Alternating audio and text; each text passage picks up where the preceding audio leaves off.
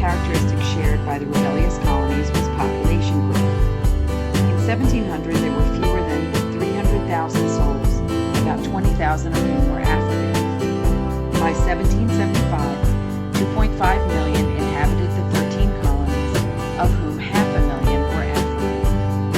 White immigrants were nearly 400,000. African forced immigrants were about the same. The colonists were doubling their numbers every 25 years. By 1775, the average age of the colonists was about 16. By 1700, there were 20 English subjects for each American colonist. But by 1775, the English advantage had fallen from 3 to 1. The balance of power was shifting. The most populous colonies in 1775 were Virginia, followed by Massachusetts, Pennsylvania, North Carolina, and Maryland.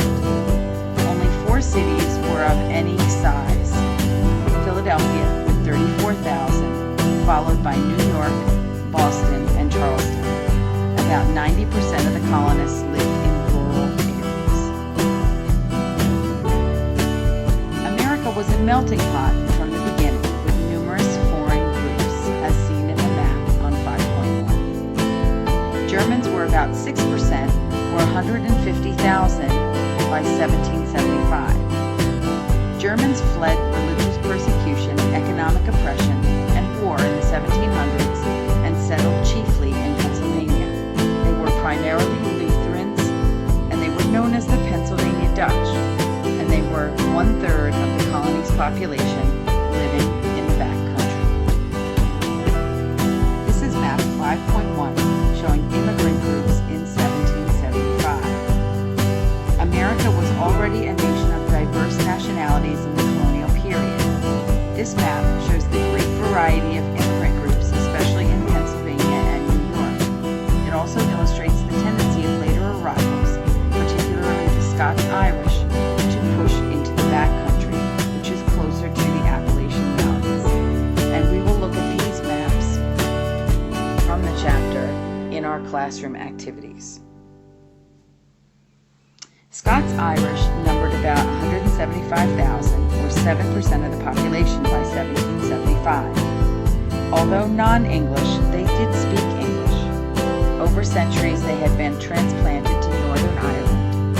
Their economic life had been hampered there, and in the early 1700s, tens of thousands came to America. They became the first settlers of the West. When they came up against the Allegheny Mountains, they moved southward to Maryland and down Virginia's Shenandoah Valley. They built flimsy log cabins, but proved to be superb frontiersmen. By the 1800s, they had settled along the eastern Appalachian foothills. They were pugnacious, lawless, and individualistic, and they brought the Scottish secret of whiskey distilling with them. They cherished no love for the British government or any other government. In 1764, the Paxton Boys marched on Philadelphia, and a few years later, they spearheaded the Regulator movement in North Carolina.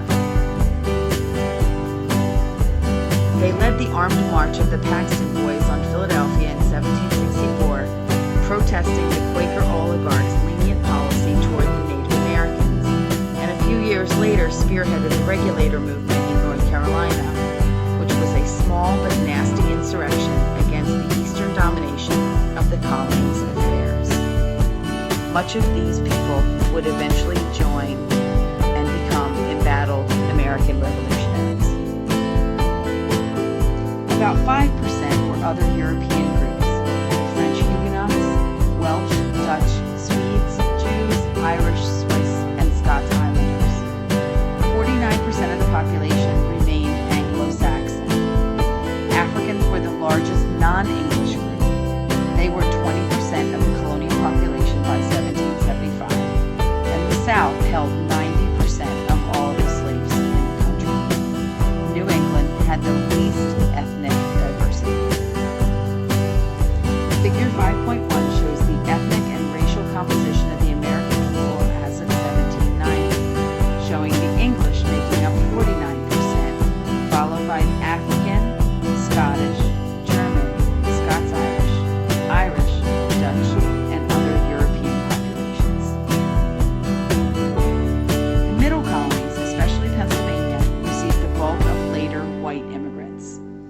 Outside of New England, about one-half were non-English in 1775, and of the 56 signers of the Declaration of Independence in 1776, 18 were non-English and 8 were not born in the colonies.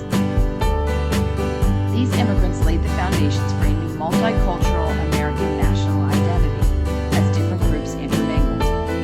Likewise, the African American community was quite variegated in its cultural origins, and in New England, praying towns, and in Great Lakes villages, different groups of displaced Native Americans intermingled as well.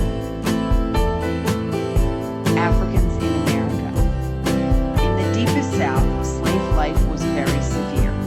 The climate was hostile to health, labor was life-draining, and the rice and indigo plantations were a lonely life. An example of these can be seen in the Carolinas. Blacks in the tobacco-growing Chesapeake region had a somewhat easier time. Tobacco plantations were larger and closer to one another than rice plantations. The size and proximity of plantations in the Chesapeake region permitted slaves more visits with friends and relatives.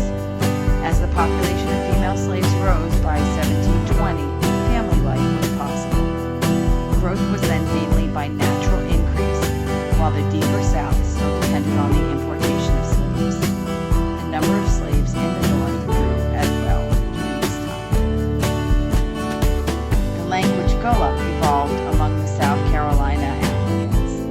Slaves helped to build the country with their labor, some as artisans, carpenters, bricklayers, tanners, but mostly manual laborers who cleared swamps and the land. Slaves resisted their oppression. In 1712, there was a New York slave revolt, and in 1739, there was the South Carolina slave revolt on the Stono River, also known as the Stono Rebellion. Slave revolts were mostly not successful, and slaves were hesitant to participate because they were afraid of retribution against their families. This is a picture, an engraving from 1830. It's an example of anti-slavery propaganda in the pre-Civil War era. It shows Africans being brought ashore in America under the whips of slave traders and, ironically, under the figurative shadow of the nation's capital. Advertisement for slave sales in South Carolina and in the South were predominant during this time period. Charleston, South Carolina, had the largest slave market in the colonies. And there was an